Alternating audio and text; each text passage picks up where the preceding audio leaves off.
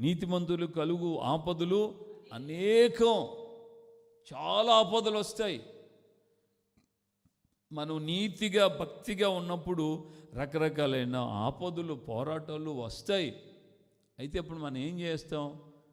ఆ ఆపదలు పోరాటాల మధ్యలో మనల్ని మనం కాపాడుకోలేం, మనల్ని మనం సంరక్షించుకోలేం, మనల్ని మనం కాచుకోలేం, మనల్ని మనమే కాపాడుకోలేం.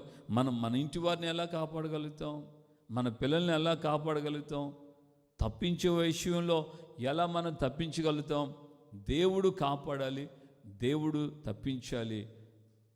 అన్యదా మన సొంత ప్రయత్నాలతో మనం ఎట్టి పరిస్థితుల్లో తప్పించుకోలేము కూడా.